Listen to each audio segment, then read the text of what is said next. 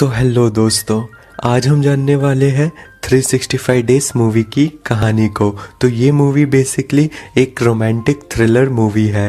तो चलिए आपके वक्त को ज़्यादा वेस्ट ना करते हुए इस मूवी की कहानी को शुरू करते हैं। मूवी की शुरुआत होती है और हम देखते हैं दो गैंग्स मीटिंग कर रहे होते हैं और यहाँ पे जो दो लोग बैठे थे वो कहते हैं कि हमने बहुत सारी लड़कियों की किडनैपिंग की है और अब हमें इन्हें शिफ्ट करने के लिए आपकी हेल्प चाहिए। और यहाँ पे जो सामने बैठा हुआ गैंग का लीडर होता है वो कहता है कि नहीं, हम ऐसे काम नहीं करते। फिर दूसरी तरफ हम ये देखते हैं वहाँ पे एक लड़का होता है जिसका नाम मसीमो होता है और वो ही है इस फिल्म का एक मेन कैरेक्टर। और वो एक लड़की को देख रहा होता है जिसका नाम लॉरा होता है और वो भी है इस फिल्म की मेन कैरेक्टर। वहाँ पे उसके पापा आ जाते हैं और वो मसीमो को कहते हैं कि अब मेरे बाद इस बिजनेस को तुम्हें ही संभालना है, तुम्हें थोड़ा सीरियस हो जाना चाहिए। और इसी बातों के बीच में कोई उन्हें शूट कर देता है जिसमें मसीमो के डैड मर जाते हैं और मसीमो भी बहुत ही घायल हो जाता है। और फिर कुछ टाइम बीत जाता है और यहाँ पे मसीमो रिकवर हो चुका था और यहाँ पे उसके ऑफिस में मीटिंग चल रही होती है। यहाँ पे सभी स्टेक होल्डर्स कहते हैं कि आपको बस आपके पापा का 30% हिस्सा मिलेगा। और यहाँ पे मसीमो कहता है कि मुझे 30% नहीं चाहिए, मुझे सभी पैसे चाहिए। फिर यहाँ पे मसीमो कहता है कि मैं तुम सभी की कंपनियों को खरीद लूंगा और तुम सबको ही फायर कर दूंगा, जिस वजह से यहाँ पे सभी स्टेक होल्डर्स मसीमो की बात मान लेते हैं। और दूसरी तरफ हम ये देखते हैं यहाँ पे लॉरा के कंपनी में एक लॉस हुआ था जिस वजह से उसके सभी वर्कर्स उसको ब्लेम कर रहे थे, लेकिन यहाँ पे लॉरा उस ब्लेम को इतने आसानी से अपने ऊपर नहीं लेती है। वो फायर बैक करती है और वहाँ पे वो जीत भी जाती है। इसका मतलब उसे जॉब से निकाला नहीं जाता। फिर लॉरा अपने घर आती है जहाँ पे वो अपने बॉयफ्रेंड मार्टिन के साथ रहती थी और वहाँ पे वो मार्टिन को किस करती है और वो कहती है कि आज उसे इंटीमेट होना है, लेकिन यहाँ पे मार्टिन मना कर देता है। इस वजह से लॉरा अपने आप को खुद ही प्लीड कर लेती है। फिर अगले दिन लॉरा, मार्टिन और उनके फ्रेंड्स के साथ वो लोग डिनर कर रहे होते हैं किसी होटल में। लॉरा वॉशरूम करने के लिए जाती है और वहाँ पे वो जब पीछे मुड़ती है तब उसको मसीमो दिखता है, लेकिन वो उसे इग्नोर करके आगे चले जाती है। और जब वो फिर पीछे देखती है तो वहाँ पे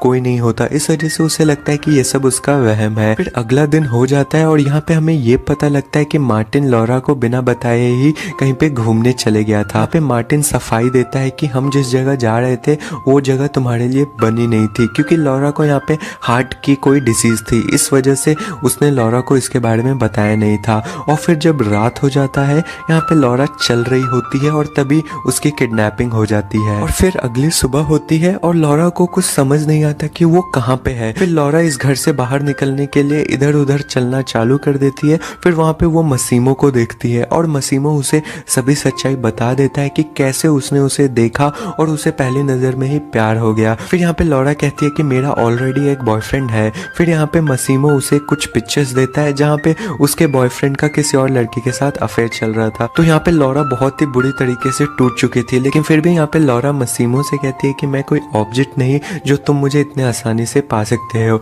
तो यहाँ पे मसीमो कहता है कि ठीक है, मैं तुम्हें 365 डेज देता हूँ और इतने दिनों में अगर तुम्हें मुझसे प्यार नहीं हुआ तो तुम यहाँ से जा सकती हो। फिर मसीमो कुछ काम के लिए वहाँ से चले जाता है और वहाँ पे हम ये देखते हैं कि मसीमो एक आदमी को बंधक बनाया था जो कि वो वही आदमी था कि हमने मूवी के स्टार्ट में देखा था। मसीमो कहता है कि तुम हमारे रूल्स के खिलाफ कैसे गए, और उसी के बाद मसीमो उसे मार डालता है। फिर अगली सुबह होती है और लॉरा के सामने ही मसीमो बैठा होता है और लॉरा मसीमो से अपनी फोन और लैपटॉप मांगती है, लेकिन मसीमो उसे लैपटॉप और फोन नहीं देता है। लेकिन फिर लॉरा उसे इंसिस्ट करती है कि मुझे शॉपिंग पे जाना है। फिर यहाँ पे लॉरा जानबूझ के बहुत ही ज्यादा शॉपिंग करती है और फिर लॉरा मौका देखते ही यहाँ से भाग जाती है और वो दो पुलिस वालों के पास पहुंचती है और वो उन्हें कुछ बताने की कोशिश करती है। लेकिन जब भी मसीमो वहाँ पे पहुंचता है फिर ये दोनों पुलिस वाले लॉरा को इग्नोर करते हैं और वहाँ से चले जाते हैं। फिर यहाँ पे लॉरा मसीमो से पूछती है कि तुम हो कौन और तुम करते क्या हो। फिर यहाँ पे मसीमो ये कहता है कि तुम्हें जितना कम जानना चाहिए उतना ही तुम्हारे लिए ठीक है, लेकिन फिर भी तुम मुझे ऐसे बिजनेसमैन समझ सकती हो। फिर हम देखते हैं लॉरा और मसीमो डिनर कर रहे होते हैं और डिनर करने के बाद जब लॉरा अपने रूम में पहुंचती है और वहाँ पे उसका जो लैपटॉप और उसका जो फोन है वो वहाँ पे होता है। फिर लॉरा अपने मॉम और फ्रेंड्स को मैसेज कर देती है कि मैं ठीक हूँ और मुझे बहुत ही अच्छे कंट्री में बहुत ही अच्छी जॉब मिल चुकी जाती है। जब सुबह होता है तो लॉरा ये देखती है कि मसीमो उसके पास ही सोया था और वो जानबूझ के मसीमो को जेलस करने के लिए, क्योंकि मसीमो ने कहा था कि मैं तुम्हें तुम्हारे मर्जी के बिना टच भी नहीं करूंगा, तो लॉरा मसीमो के सामने ही बात लेना शुरू कर लेती है। फिर सीन शिफ्ट होता है और हम देखते हैं मसीमो लॉरा को बांध के अपने साथ कहीं पे ले जा रहा था, क्योंकि यहाँ पे लॉरा ने उसको मना कर दिया था कि नहीं, मुझे तुम्हारे साथ नहीं चलना। लॉरा डिसाइड कर लेती है कि मैं मसीमो की इंसल्ट करके ही रहूंगी। इसी के लिए जब मसीमो अपने ब्रदर से बात कर रहा होता है तब वहाँ पे लॉरा उनके सामने आ जाती है और बहुत ही अजीब ढंग से आइसक्रीम खाना चालू कर देती है, जिस वजह से मसीमो को बहुत ही गुस्सा आ जाता है। और अगले दिन हम ये भी देखते हैं कि लॉरा बहुत ही शॉर्ट ड्रेस पहनी थी ताकि वो मसीमो को जेलस कर सके। और यहाँ पे जब वो लोग एक क्लब में पहुंचते हैं तब वहाँ पे एक गैंग का लीडर लॉरा के साथ जबरदस्ती कर रहा होता है, लेकिन ठीक वक्त पे वहाँ पे मसीमो आ जाता है और सभी पे गन पॉइंट कर देता है। और अगले दिन ये सीन शिफ्ट होता है और हम देखते हैं मसीमो और उसके अंकल को।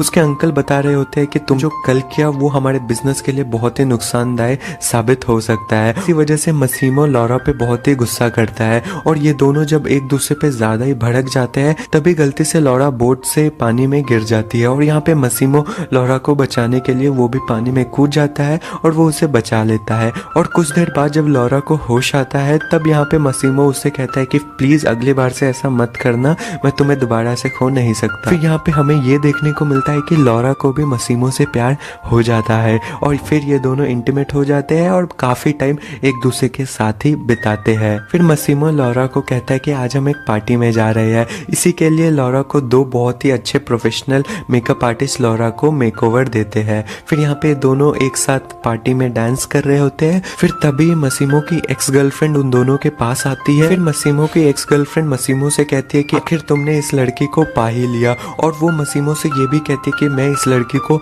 छोड़ूंगी नहीं, और वो वहां से इतना ही कह के वहां से चले जाती है। फिर लॉरा मसीमो से पूछती है कि ये लड़की कौन है और मसीमो बता देता है कि ये लड़की मेरी एक्स गर्लफ्रेंड है और मैंने इससे ब्रेकअप कर लिया था तुम्हें देखने के बाद। ये सुन के लॉरा भी वहां से चले जाती है। फिर मसीमो लॉरा से कहता है कि अब तुम्हें भी अपने परिवार वालों से मिल लेना चाहिए। वजह से लॉरा अपने कंट्री चले जाती है और वहां पे वो अपने दोस्त के घर जाती है और वो अपने दोस्त को सभी सच्चाई बता देती है। वजह से उसके दोस्त कहती है कि अब जो हो गया है वो हो गया, अब थोड़ा बहुत हम एंजॉय कर लेते हैं। जिस वजह से लॉरा अपने आप को मेकओवर देती है और अपने बालों का रंग एकदम से अलग कर लेती है। और वो और उसके फ्रेंड एक पार्टी में होते हैं और वहां पे मार्टिन पहुंच जाता है और वो मार्टिन लॉरा से कहता है कि प्लीज मुझे माफ कर दो, जो भी तुमने देखा वो सब सच नहीं था। लेकिन यहाँ पे लॉरा कहती है कि मैं अब तुम्हें नहीं जानती, प्लीज तुम यहाँ से चले जाओ। लेकिन मार्टिन नहीं मानता। मार्टिन लॉरा का पीछा करते करते उसके रूम तक पहुंच जाता है और वो जब नहीं जा रहा होता है तभी वहां पे मसीमो की आवाज आती है। इस वजह से मार्टिन भी मसीमो को देख लेता है